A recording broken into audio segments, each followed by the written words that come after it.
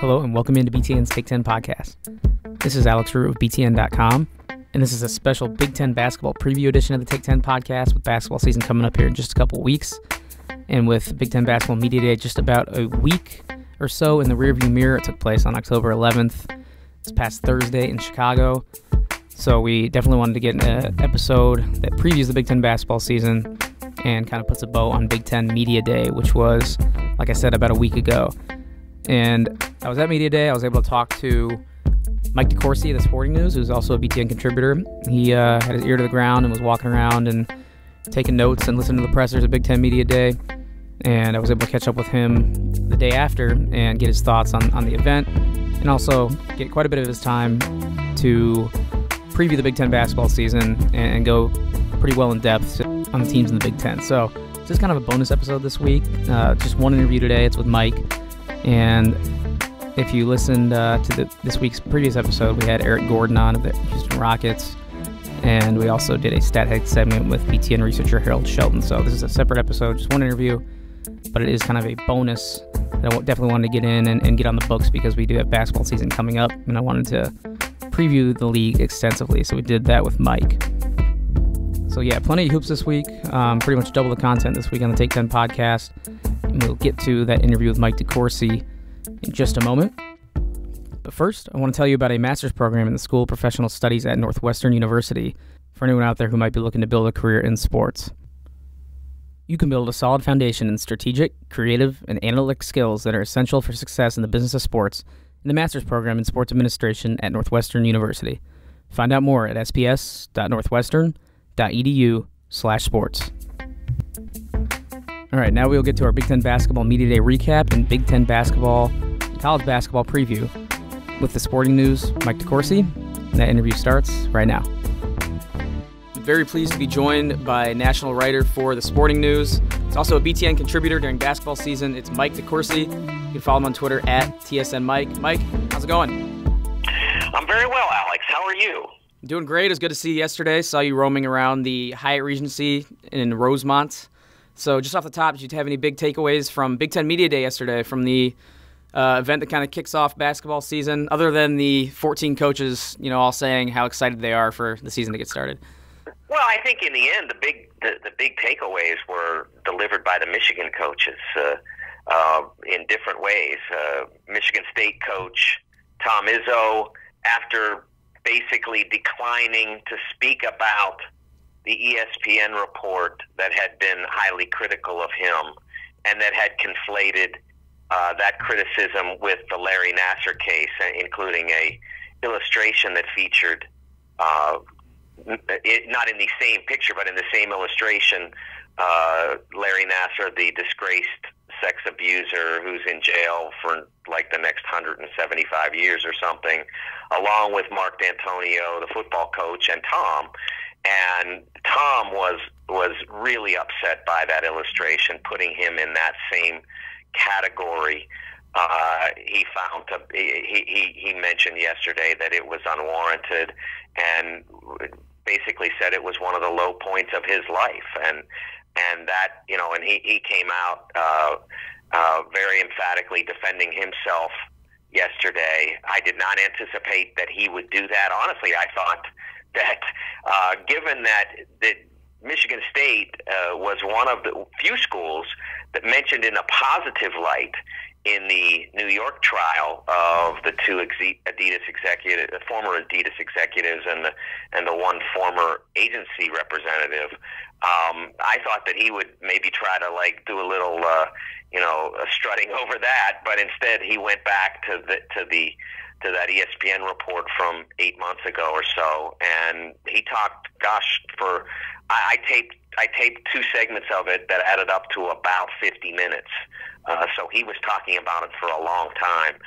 And so that was one takeaway, was, what he had to say and him opening up about that and how it hurt him. And while at the same time, mentioning his support for those who survived Nasser's abuse. He wanted to make it very clear that he didn't know Nasser, never dealt with them, and had nothing to do with them. But then the other takeaway was John Beilein very emphatically, and I've never seen a coach do this before, just because most coaches fear that even if they're doing everything right, somebody they don't know about might be doing some wrong. John Beilein stood up yesterday and said, we don't break rules, and I know we're clean, and I'm not worried about anything else because I know that we're not doing anything wrong. And to me, over and above what he was saying about Michigan, was a statement very strongly in favor of college basketball in a sense, because his statement is, if you are Michigan and you are clean, well, then you can win big and recruit great players being clean, because we're talking about a school that's had 7 #1 picks under Beilein, first-round NBA picks, a team that's played in 2 NCAA championship games since 2013, that won the Big Ten tournament last March. So you can win big doing it the right way, so to speak. I hate to use that phrase because it's so often used as cover for people who don't.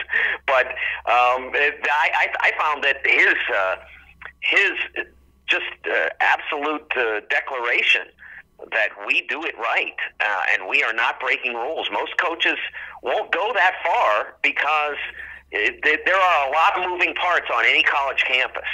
And even though those people may be not necessarily related to the basketball program in any way, they can still break rules and it can come back on you. But John was defiant about that, and good for him. I mean, I thought it was great for college basketball that the most recent NCAA runner-up could stand up and say that.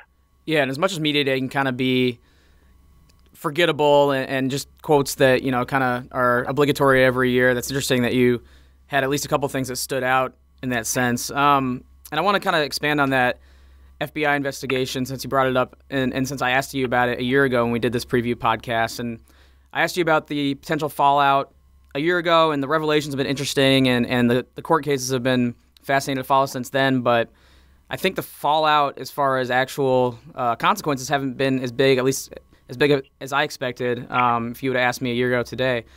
So, Mike, where are we at in this whole thing, and where do you see the investigation heading? There's court cases playing out in the last couple of weeks, and do you see any extra or added consequences playing out as we get into the second season now since this whole story broke? I think if you go back, I haven't listened to that podcast in a while, but I know my attitude toward that in a lot of interviews that I did and some of the things that I wrote at the time was the people who were saying it's the tip of the iceberg. I didn't buy that because I didn't feel that if the FBI felt like that there were other marks, so to speak, that they could get involved in these wiretaps, that they would have continued to pursue it. There was no reason to shut it down. There was nothing compelling. There was no time frame that they had to shut it down by or anything like that. If they felt that there were other people that they could get involved, they would have done that. I think they felt like they had made a very good case, that it had gone as far as it could, and then they stopped the sting part of the investigation, and then they made their announcements last September. So I knew that there would be some people that would still come out, but I didn't think that that there was a whole iceberg under all that. That there would be sort of some of the names might be big, and of course the involvement of the alleged involvement of a player at Kansas, for instance, was not known at that time. So some of the programs that have since been included in some way, shape, or form into this case, whether like Kansas has not been charged with anything, but one of their players is alleged to a representative of one of the players is alleged to have received money. So there have been people that have been brought in, but it's not been an enormous flood of big names and big coaches and big schools and all that. It's just been a few. And that's what I thought it would be then. And I still think that'll be the way it plays out as we continue to go forward through. There are scheduled to be 2 more trials. This one will continue on for another week or two, and then I believe in February, if I remember correctly, don't hold me to that, there will be a second. But I don't expect that this is going to shake all the way through college basketball. I've always thought that if they thought they could have gotten more and bigger names, they would have done so. Yeah, and I feel like it'll kind of play out like it did last year, that it'll be a big story when basketball's not going on, and then when the games start, when the ball rolls out, a lot of it will be forgotten. And we'll talk about the games themselves and the teams and get a little deeper into the previews in just a moment. But outside of basketball, I wanted to point out 2 things about Media Day yesterday. I think the suits and the outfits in general are getting better each year at these things. And I don't know, you've seen a lot of these Media Days, I'm sure, but a lot of the fashion was on point yesterday. And also, the lunch spread at that hotel was phenomenal. I'm sure you've had a lot of stale press box food over the years, but the food as well was on point yesterday. I'm not sure if you got to sample that. I did. The only thing I did was I grabbed one of the s'more dessert cups. It was like a chocolate. Yeah. It was like a chocolate mousse with a graham cracker crust and a marshmallow on top. That was good. That was all I ate. You're missing out on the lunch. The lunch was fantastic. I tend not to eat press food for the most part. I don't like people thinking that's why I'm there. Not the people who are offering it, which is very generous, but the people who are reading me and are out there thinking that I'm dining on free food and all that. I don't like people to think that. So I very rarely, only in an emergency, will I do that. So that's one. 2 is that if you look at Jawan Morgan yesterday, Bruno Fernando was phenomenal. I thought Isaac Copeland looked really sharp. I thought that there were some really there were some really good outfits there, and I am somewhat of a fashion connoisseur. I like that they were really sharp without going over the top. And I will say that one of my proud moments, of yesterday and maybe of the last 2 or 3 years was that Carson Edwards was wearing a pair of shoes that I own. There you go. So that was huge for me. Yeah, and I know you mentioned Bruno Fernando. He was eager to show off the Gucci belt and the Gucci shoes. They were matching, so that was great. And, yeah, there's other guys you brought up, especially Carson Edwards. The shoes, he also had the no socks. I don't know if you rock the no socks. Yeah, see, I don't rock those shoes with no socks, and I'm shocked that, I'm not a sockless person. I would wear, 6 pairs of socks if I could. You gotta keep those ankles in. I want something covering my feet. I don't like my toes to get cold. But he looked sharp. He did.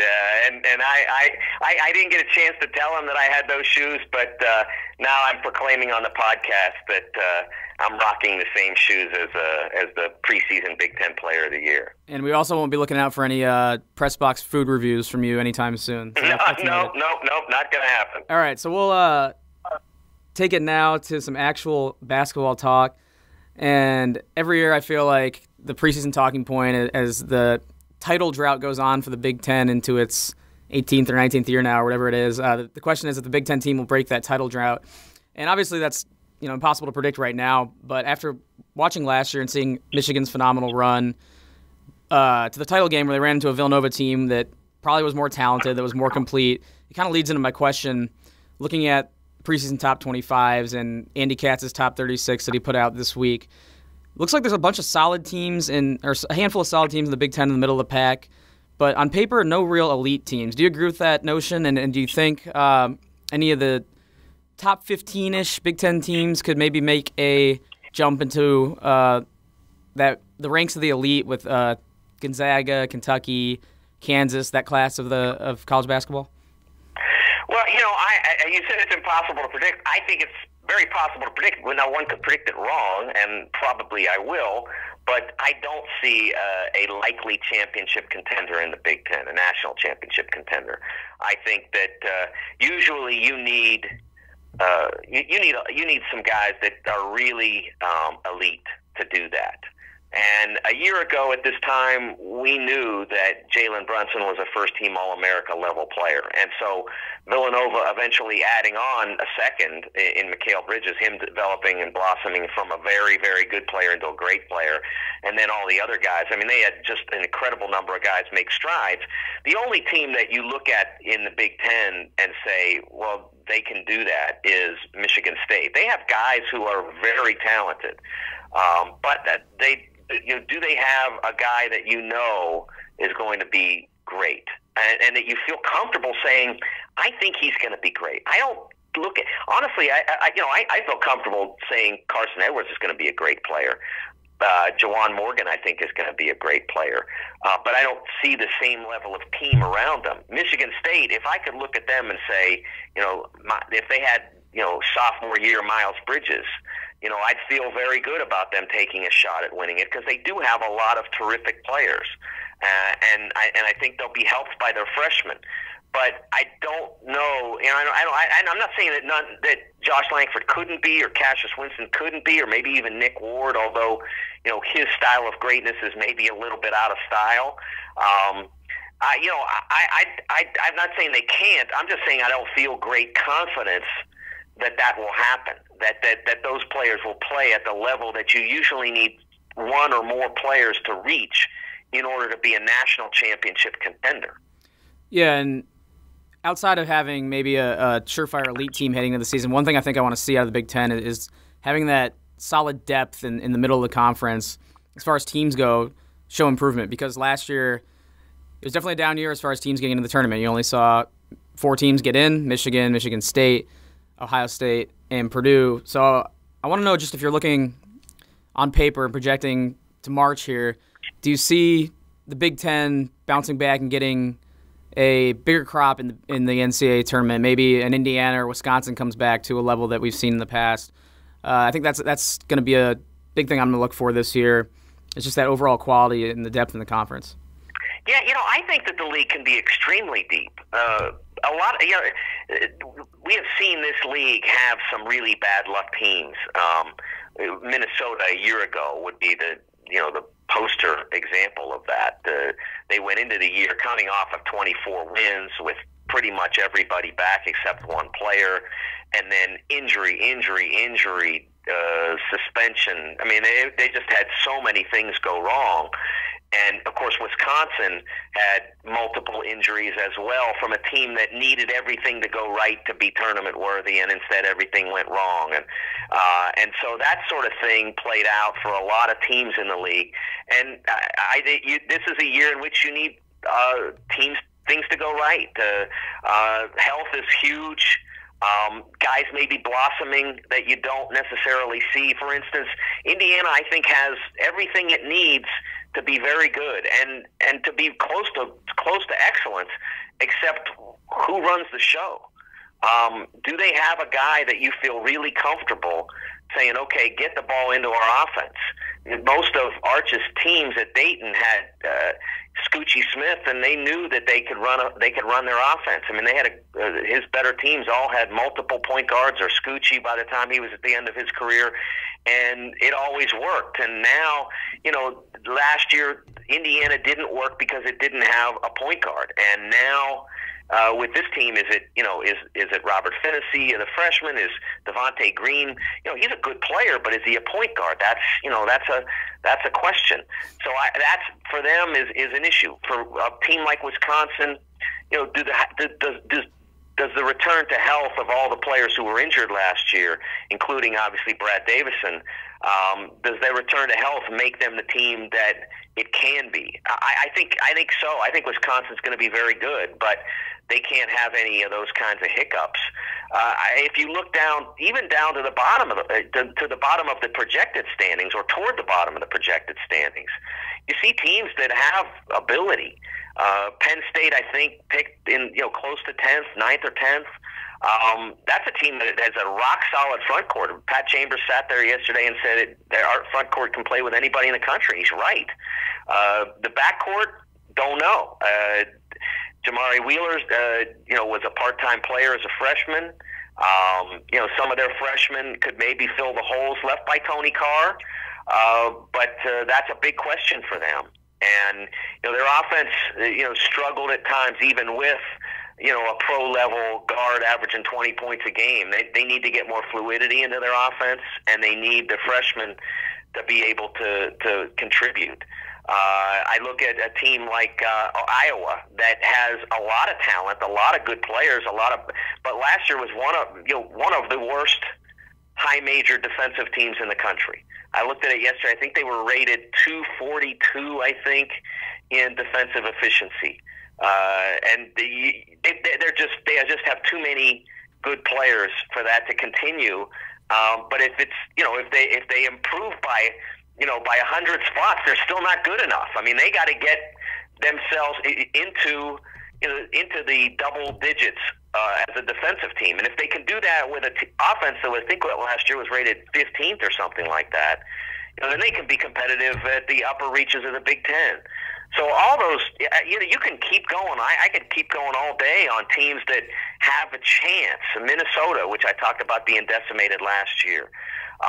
They've got a lot of their guys back now that missed or missed all or most of last year, and Jordan Murphy, who was such a warrior through all that.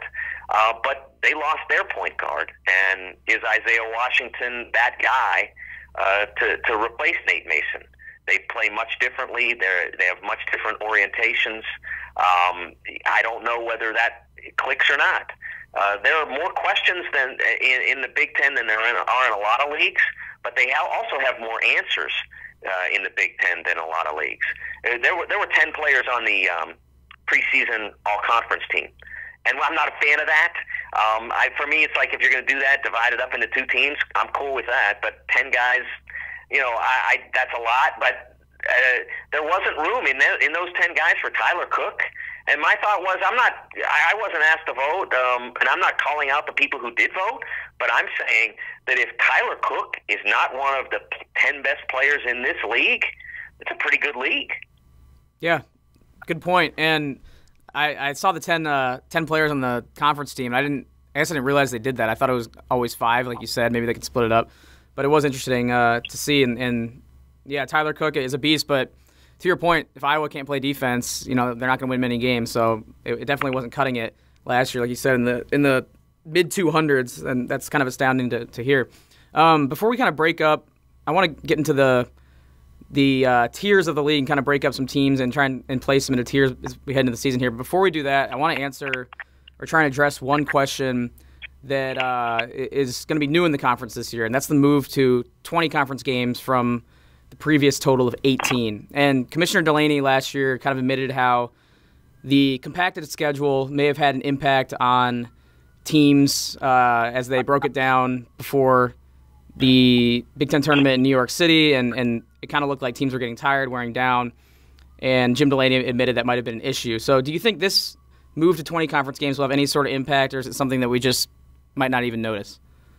Well, I think the first thing it does is that it offers greater legitimacy to your regular season championship. I'm a big regular season championship guy. I love the league races. I think they're the most underrated element of college basketball.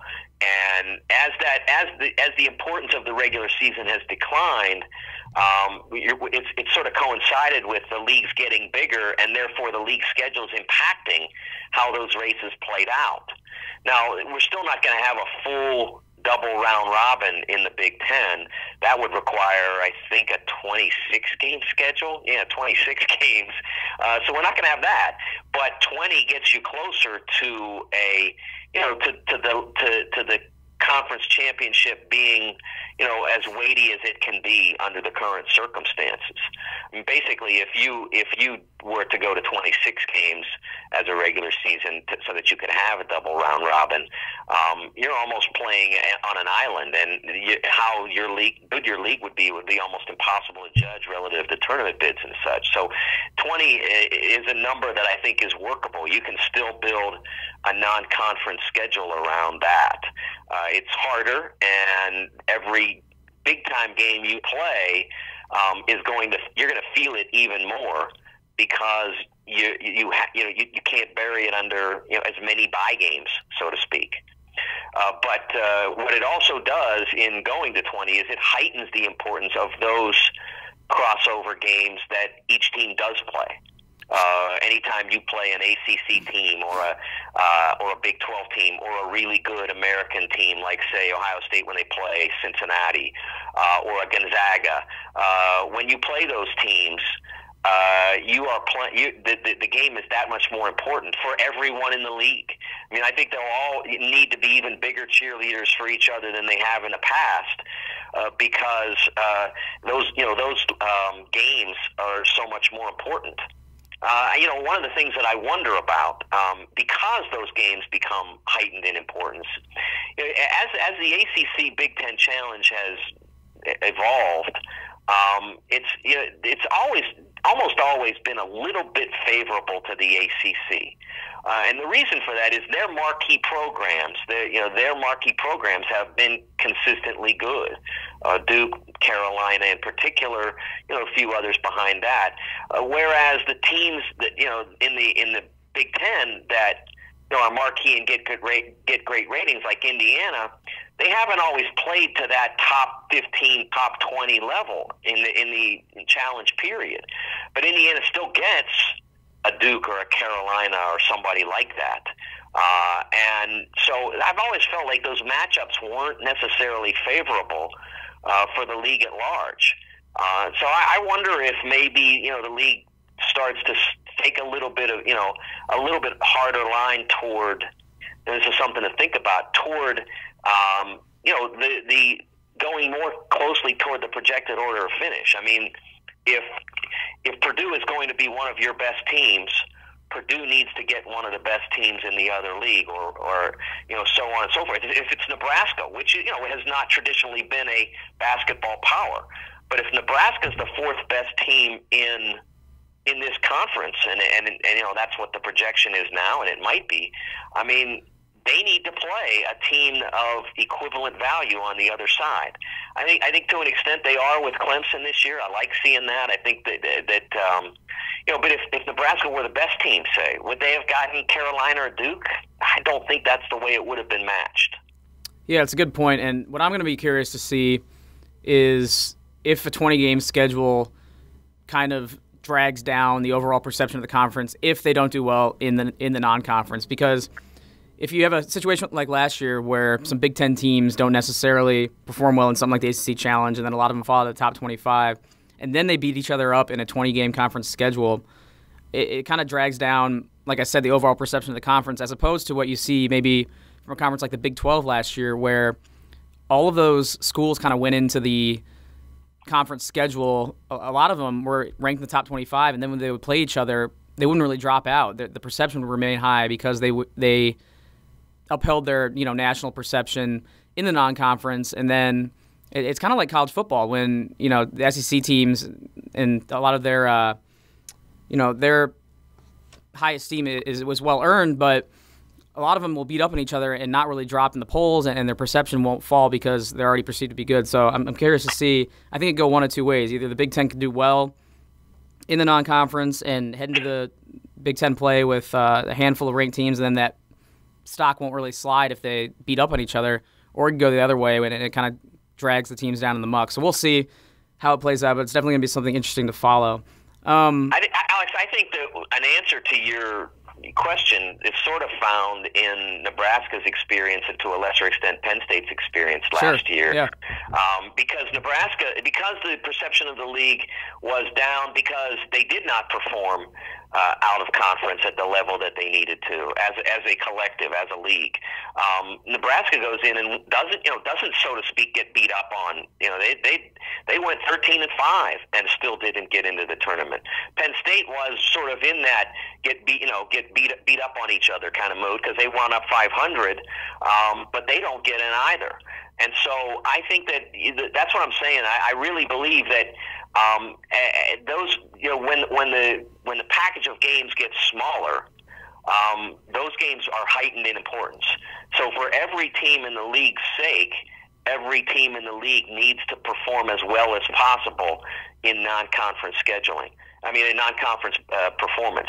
They need to play well and win games. They need to beat the Seton Halls and Clemson's and so on. And Illinois needs to win the bragging rights game. For the sake of each other, all those things will contribute to the value of a Big Ten win. And now that you're going to play more games, the value of the Big Ten win becomes heightened in importance for each member.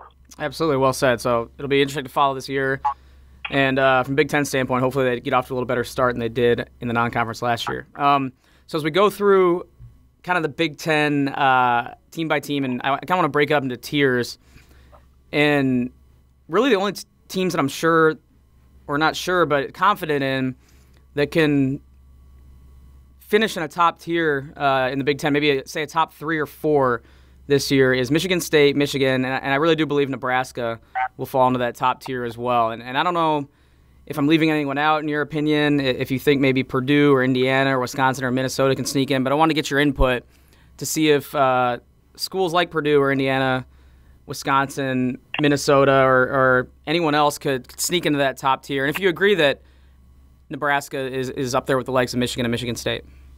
Well, I think Nebraska should be, and they expressed a great deal of confidence collectively on Media Day. I think they feel very good about their team, and I think rightfully so. Now they did lose some members of their rotation, but they have a really strong core of players. I talked to Tim Miles a little bit about Glenn Watson. A year ago, he came off 2 seasons in which, as Tim said, there was no such thing as a bad shot.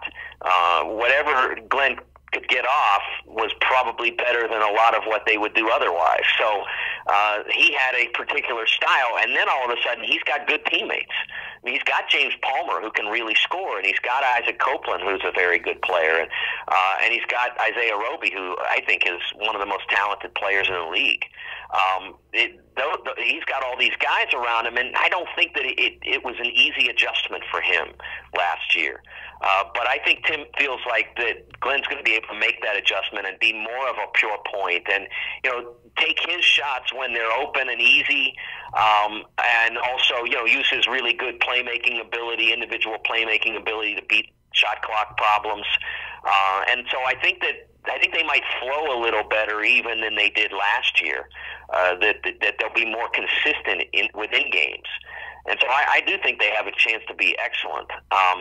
Wisconsin, I after sitting with them some yesterday and looking at Brad and what a difference it makes in him to have 2 good shoulders, and Ethan Happ having such a gifted player back, and then you get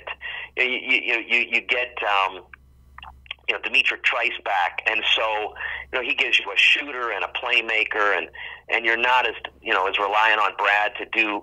Brad was doing everything the offense could ask with one arm. So now there won't be as much asked of him, and he has 2 arms. So that makes a huge difference, I think. I think that they have a chance to be on that tier as well. I'll be interested to see Purdue, because a lot of the predictions on Purdue have been very strong. They've been picked very well in a lot of different things. They lost so much. They lost career guys who were started almost every game, and that's not easy to reset after you lose that much ability.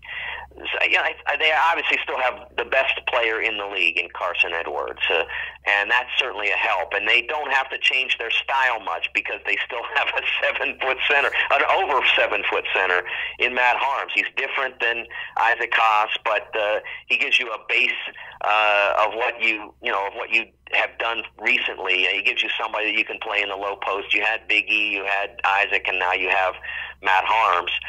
But do they have enough guys that can play at that level? I'm not talking about the Division I level. I'm talking about at the winning the Big Ten or contending for the Big Ten championship level. I think Matt's a fantastic coach. But living up to the expectations that have been presented for them by a lot of analysts to this point, I think will be one of his better challenges. Yeah, and I think there's a lot of variance kind of in that middle of the pack, and it'll depend on who rises to the top into that top tier will depend on, just kind of who emerges. I mean, you pointed out Minnesota has some talent back with Amir Coffey, Jordan Murphy, but like you said, if Isaiah Washington can make a leap, maybe they're better. Maybe if Indiana figures out their point guard situation and Romeo Langford is good at advertise, I have a lot of confidence in them being a top 4 team in the Big Ten. And a team like Maryland, they lost a lot, unexpectedly losing Kevin Herter, and they still have Anthony Cowan. They have Daryl Morcell coming back, who I think is poised for a big year, and they have Bruno coming back. So not everybody from that kind of middle tier can emerge, but I think a couple of those teams certainly will. I think I have the most confidence in Indiana to do so out of all of them. And I want to get your opinion as well on some teams that might be near the bottom of the Big Ten that we haven't talked about yet or haven't talked about in depth, but a team that might be better than projected or expected right now, that might rise up above some of their projections. Talking teams like Iowa, who we touched on, Ohio State, who lost a lot, Illinois, who has probably the biggest range of unknowns as far as new arrivals and newcomers go, Northwestern, who, you're at a kind of interesting juncture under Chris Collins here, and then he brought up Penn State. So who's a team that might be better than expected in the Big Ten, a team that might outpace their projections here? Well, I actually got a chance to go see Northwestern practice on the day before Big Ten Media Day, and I went in expecting not a lot, and I was very pleasantly surprised by what, we all know Derek Pardon is an outstanding big man, and he's been that in the league for a long time. But they've got a lot of ability in that locker room that maybe obviously people haven't seen yet in the Big Ten. I mean, A.J. Turner transferred from Boston College, a very capable, good athlete, can get points a lot of different ways, can play multiple positions. I could see him playing 3 or 4 different positions depending on what the Wildcats need. And I was just blown away by Ryan Taylor, the transfer from Evansville, who a year ago led the Missouri Valley Conference in scoring, and is a grad transfer now with the Wildcats. And, I mean, he was mesmerizing in that practice. Now, I don't expect him to play every Big Ten game the way he played that day, because if he does, he'll be a first-team All-American. But he's a really, really good player. He does a lot of things well. His movements are economical. He's great at making tough shots, obviously very good at making open shots. Was a 42% three-point shooter last year.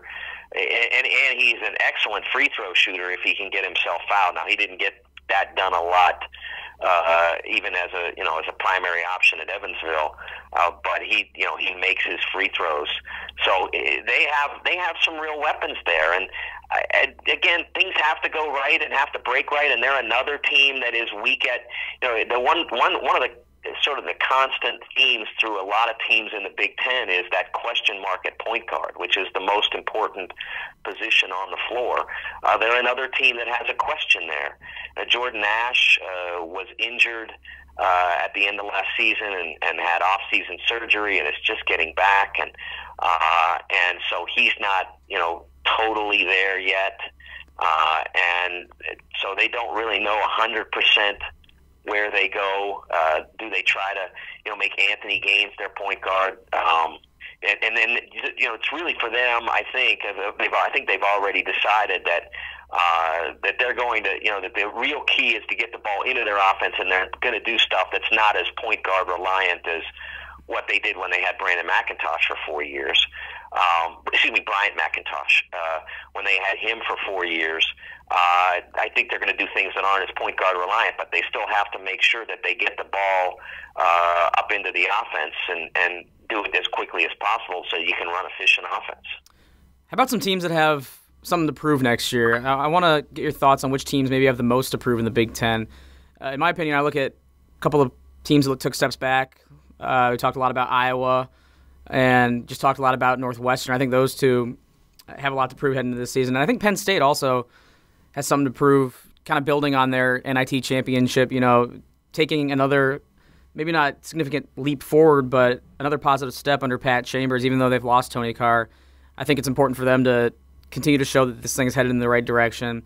I want to get your thoughts on which teams you think might be coming out with a chip on their shoulder and might have some more at stake than other teams in the Big Ten. Well, I think Indiana, in recruiting Romeo Langford, they accelerated their timetable. I mean, when you recruit a player who is considered, to be a top 5 in his class and a potential one-and-done player, you are saying we need to be good now. You're saying, and Romeo is a very, very gifted player from not just from a physical standpoint, but from a mental standpoint. I mean, I don't think it's his ideal position, but he might even, if things don't go right, he might even be an answer at point guard, in an emergency, because he's a great feel for the game, he's an excellent passer, has a great basketball IQ. But I think when you have a guy like that on your team, you have, whatever he produces, you kind of have to do it now. And I don't know what it is. I mean, I don't know what what this Indiana team has to do in order to fulfill, that potential. But I think at minimum it starts with getting back to the tournament. I mean, when you bring in a player like that, I think you expect and your fans expect that you're at least going to do that. And then, what the horizon is beyond that, somewhat depends on what we talked about before, and and whether you do get that point guard thing figured out, and whether you do stay healthier than maybe you did 2 years ago when you were a tournament contender and things went wrong. So I think that's the team I would circle as kind of a prove-it team, because of they are in a building process, but they accelerated the timeline by recruiting a potential one-and-done player. Yeah, Indiana's my pick, I think, to make the biggest leap from last season to this one. I was going back and forth between them and Wisconsin, but I think Indiana has the highest ceiling and the potential to be an elite team in the Big Ten. I want to get your opinion on which team do you think will make a big leap in the Big Ten, or teams, could be multiple, but who do you think stands to see the biggest jump this season? Well, based on last year's results, I have a hard time not thinking Iowa doesn't, because I mean they just have to have more pride than they showed at times last year.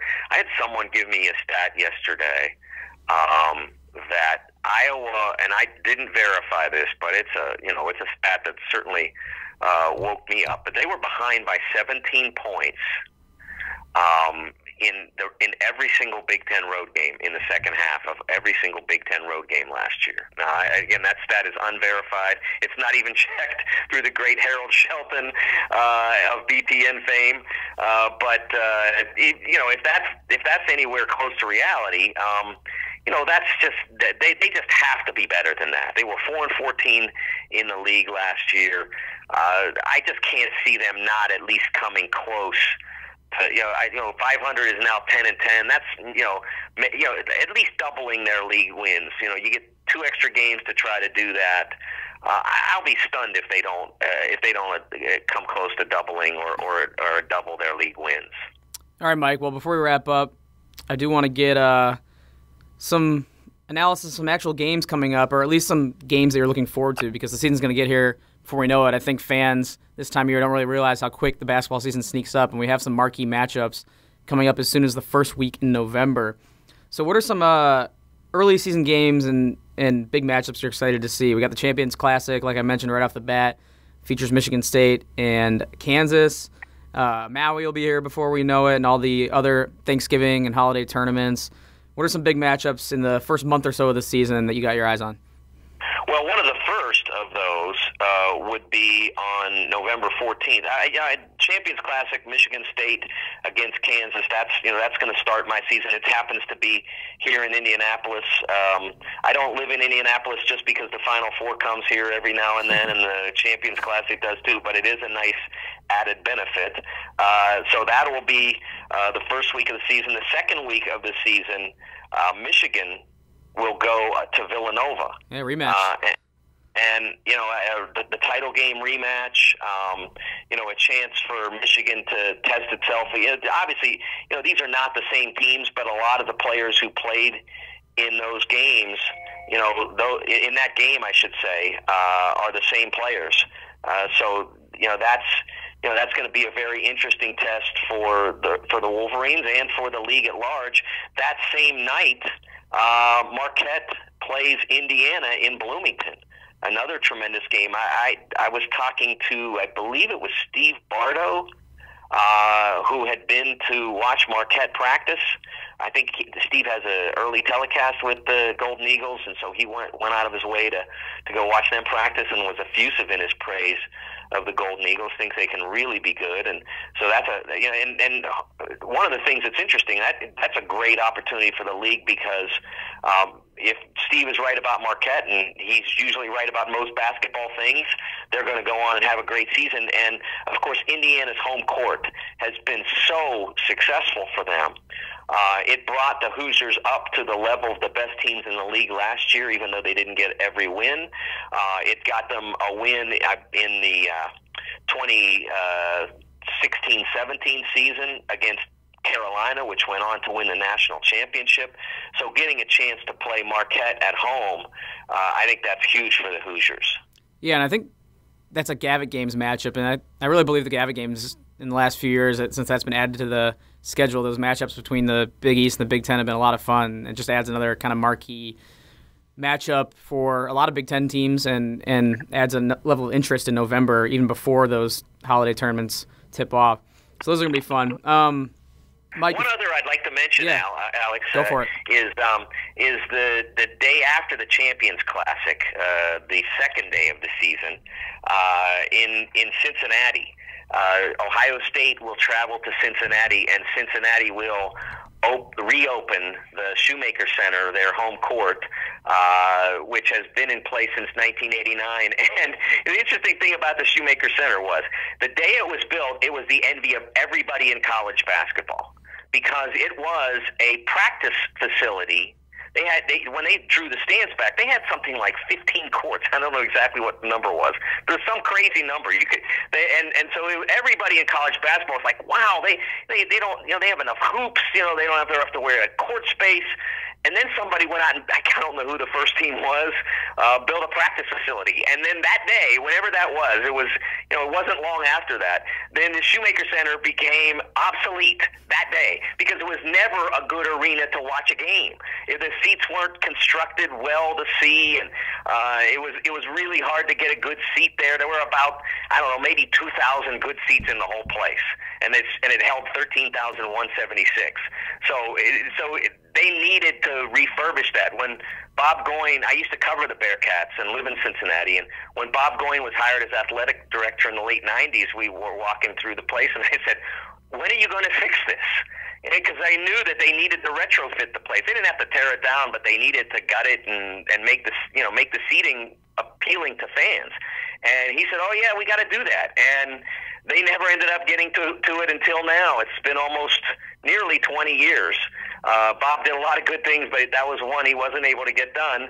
And so now they're going to have a new arena at Cincinnati, and Chris Holtman, really, in a very beneficent gesture, agreed to go down and play the Bearcats for the opening. They didn't want to play a bye game for the opening of an arena, and Chris yesterday told me it's good. Those games are good for college basketball. And so Ohio State has only played Cincinnati a couple of times since they met for the national championship in 1962, I think it was. They played once here in Indy in a Wooden Challenge doubleheader, and once in the NCAA tournament. And those are the only games they've played since the early 1960s. So really cool little reunion kind of game for two in-state Ohio schools.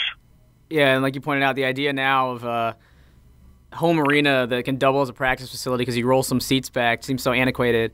It seems kind of like a high school type setup. You roll the bleachers back and you pull the hoops down, and then you got a practice facility. I don't know why no one had thought of the whole practice facility idea, because I mean, I covered teams that they couldn't get enough hoops to shoot free throws on at times because they all practiced in their home arenas, and you'd have 12 players or 15 players, and you sometimes only had 2 hoops available to you if it was the day before a game. So they solved that problem, but then somebody came along and figured out, why don't we just build another building? It works so much better, and it completely revolutionized the sport. Right. I'm not that old, but I'm old enough to remember when I think Illinois built theirs. It was it was seen as pretty new age, revolutionary at the time, late 90s maybe, and now it's probably one of the facilities that's farthest behind in the Big Ten, and that's why they're building a new one coming up here. But at the time, it was. I remember going to it as a little kid, and it was seen as this revolutionary thing. All right, Mike. Before we wrap up, I do want to get some predictions out of you, and I'll give some myself. Just want to do top 4 teams finishing in the Big Ten and a Big Ten champion. I think we did this last year, so we want to continue the tradition. And just list your top 4 finishers in the Big Ten and a Big Ten champ. I'll actually start here.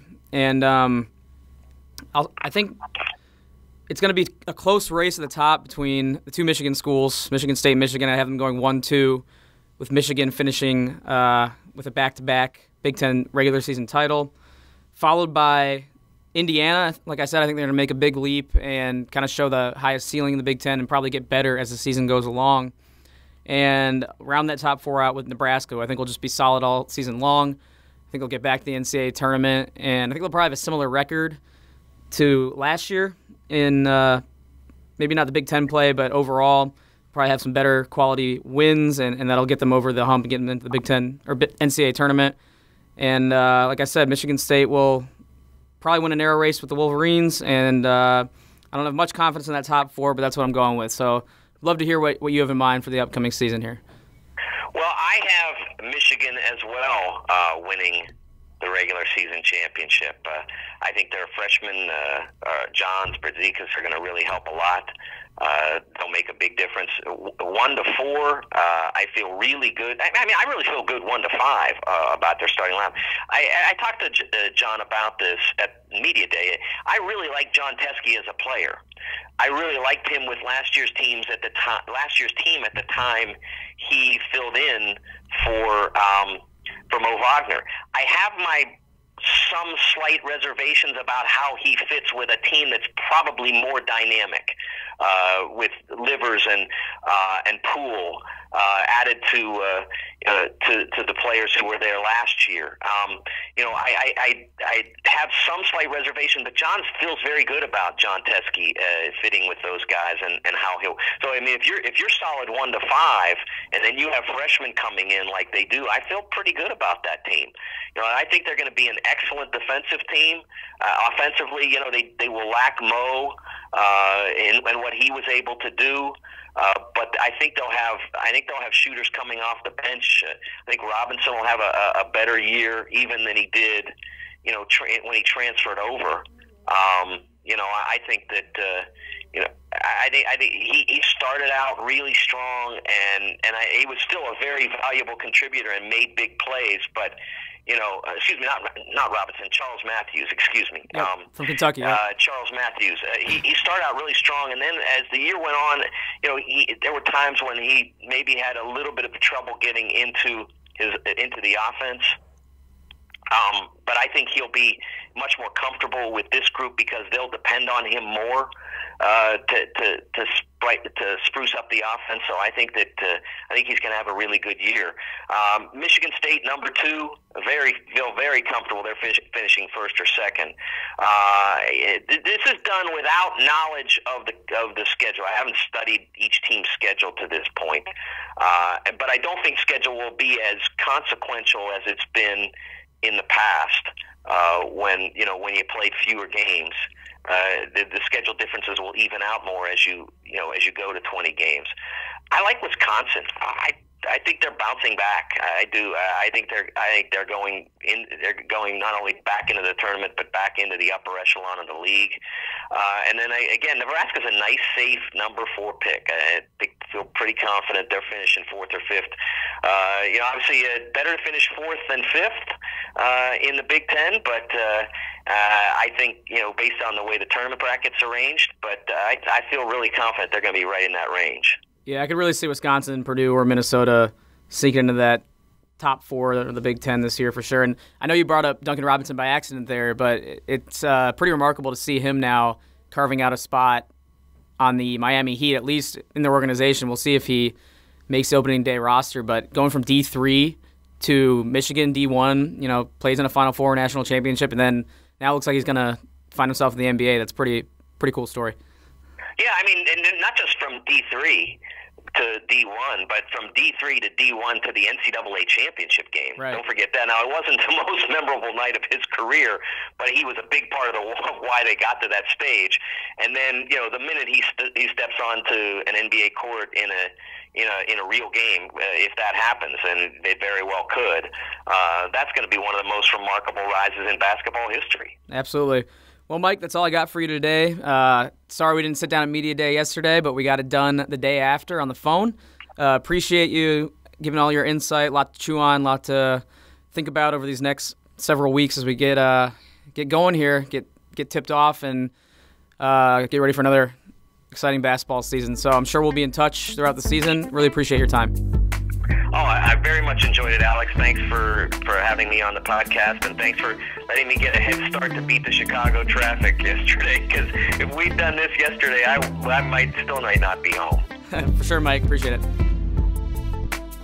All right, thanks once again to Mike for joining me. Really appreciate his time. Always good having him on. And we'll see him a lot this upcoming basketball season here in studio, and we'll follow his work on the sporting news as well. All right, so we'll have plenty more basketball content to come here on the Take 10 podcast, plenty more football content as well, as football season comes down the home stretch and basketball season heats up and gets going here in the next few weeks. We'll definitely try and get some more preview content and definitely some in-depth basketball analysis as the season gets underway. So be on the lookout for all that and keep it locked to the Take 10 podcast, and subscribe on any of iTunes, Google Play, Podbean, our YouTube channel. Definitely subscribe so you don't miss an episode, don't miss any of the great stuff we have coming out each and every week. All right, once again, I want to thank my producer, Julie Bronder, who does a great job as always, assistant producer, Colleen Degnan. I want to thank everyone out there for listening, and we will talk to you next time here on the Take 10 podcast.